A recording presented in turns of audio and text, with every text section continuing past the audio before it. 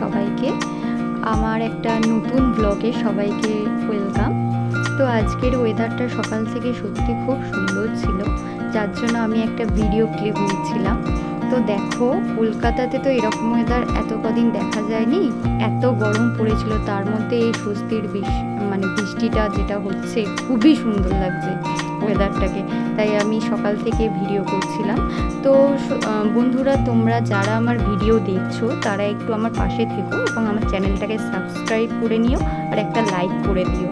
তাহলে আমি তোমাদের লাইক থেকে, সাবস্ক্রাইব থেকে আমি ইন্সপায়ার্ড হয়ে আরও বেশি ভিডিও ছাড়বো। তো এটা আমাদের একটা হচ্ছে বল খেলার মাঠ, যেটা হচ্ছে পুরোপুরি পুকুর হয়ে গেছে।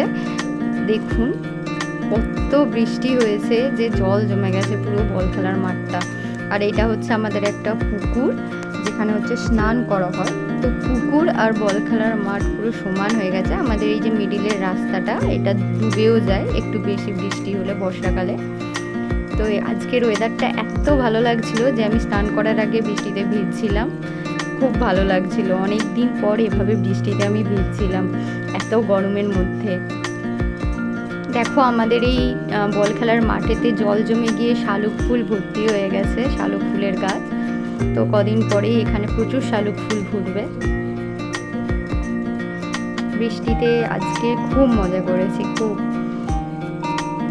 তো ওয়েদারটা জাস্ট দেখো, আকাশটা কত সুন্দর হয়ে আছে। তো বৃষ্টিতে ভিজে নিয়ে আমার স্নান হয়ে গেছে।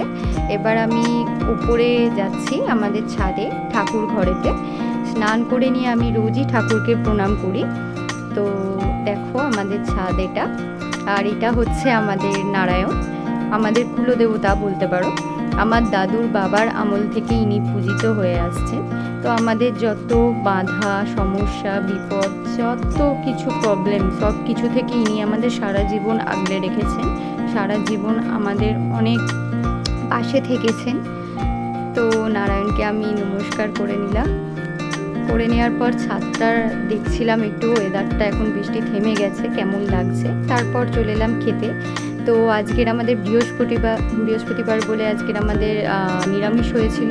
শাক ভাজা হয়েছিল, আলু ভাজা হয়েছিল, পটল ভাজা, আর ঢেঁড়স ভাজা, লেবু, মুগের ডাল, পনির আর আমের চাটনি। তো আজকের ব্লগটা এইটুকুনি, দেখা হচ্ছে পরের ভিডিওতে। টাটা।